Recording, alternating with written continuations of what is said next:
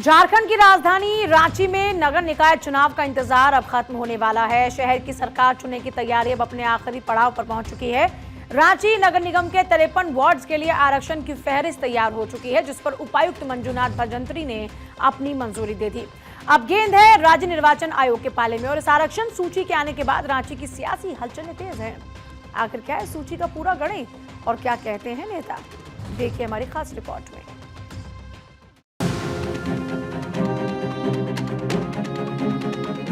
रांची में नगर निकाय चुनाव को लेकर जो सस्पेंस बना हुआ था वो अब छटता नजर आ रहा है। रांची नगर निगम के वार्डों के आरक्षण की फाइल को डीसी ने देर रात हरी झंडी दे दी। इस फैसले के साथ ही अब शहर में विकास की रफ्तार तेज होने की उम्मीद जग गई है।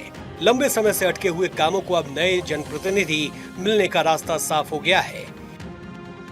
प्रशासनिक गलियारों में भी इस लिस्ट को लेकर भारी सरगर्मी है। देखिए, सरकार अपना काम कर चुकी, अब आगे का काम निर्वाचन आयोग का है और मैं समझता हूं पूरी तत्परता के साथ निर्वाचन आयोग लगी है। चुनाव की उल्टी गिनती शुरू हो चुकी है। बहुत जल्द चुनाव की तारीख की घोषणा कर दी जाएगी। सरकार का जो मंशा था, सरकार का जो प्रयास था, वो सफल हुआ। पिछड़ों का आरक्षण सुनिश्चित करने की दिशा में सकारात्मक कार्यवाही हुई और जो ओबीसी का उचित प्रतिनिधित्व देना था इस चुनाव में, उस कारण से ही विलंब हुआ, लेकिन अब तमाम बाधाओं को दूर कर लिया गया है। बहुत जल्द चुनाव हो जाएगा। आइए अब आपको समझाते हैं कि रांची के 53 वार्डों का नया समीकरण क्या है। जिला प्रशासन की इस लिस्ट के मुताबिक 27 वार्डों को अनारक्षित रखा गया है। वहीं सामाजिक संतुलन का ख्याल रखते हुए 11 वार्ड एसटी यानी अनुसूचित जाति और 2 वार्ड एससी के लिए आरक्षित किए गए हैं। पिछड़ा वर्ग यानी ओबीसी के लिए कुल 13 वार्ड तय किए गए हैं, जिन्हें 2 श्रेणियों में बांटा गया है। इसमें वार्ड संख्या 53 को अनुसूचित जनजाति की महिला के लिए आरक्षित कर एक बड़ा संदेश देने की कोशिश की गई है।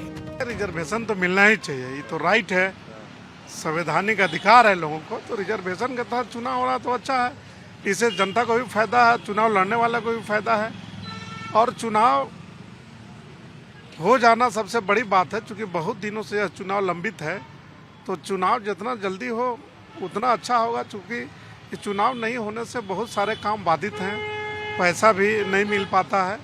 इसलिए चुनाव अच्छा है, समय पे हो जाए। सरकार एकदम संवेदनशील है, गंभीर है और उसी के तहत आप देख रहे हैं कि लगातार पिछड़ा वर्ग आयोग ने भी एक इसका पॉलिसी निर्धारण किया, उसको भेजा, ऑब्जर्वेशन करवाया, रिजर्वेशन पॉलिसी तय किया और उसी के तहत चुनाव आयोग में गया। डीसी ने भी आज देखे फिर अखबार के माध्यम से कि सहमति दे दी है, चुनाव आयोग में जाएगा और सार्वजनिक हो जाएगा। सार्वजनिक तो हो ही गया, अब चुनाव होगा। चुनाव की प्रक्रिया अब चुनाव आयोग को करना है, जितना जल्द वो प्रक्रिया करे और चुनाव करा ले। देखिए, अब चुनाव तो निकाय चुनाव परम आवश्यक है, जरूर होना चाहिए। प्रतिनिधि कोई भी जाए, निकाय चुनाव अगर नहीं होते हैं तो कहीं ना कहीं जनता के कार्यों में बाधा आती है। तो चुनाव जरूर होना चाहिए, लेकिन संविधान की धज्जियों को नहीं उड़ा। अब उम्मीदवारों के चयन और चुनावी रणनीति बनाने का दौर शुरू हो गया है। शहर की जनता को उम्मीद है कि चुनाव होने के बाद उनकी गली मोहल्ले की समस्याएं दूर होगी और रांची को विकास के नए पंख लगेंगे। रांची जिला प्रशासन अब इस आरक्षण सूची को राज्य निर्वाचन आयोग को भेजने की तैयारी में है।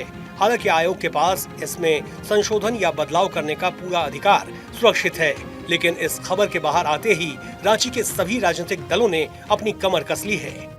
रांची से भारत 24 के लिए धनंजय मंडल की रिपोर्ट।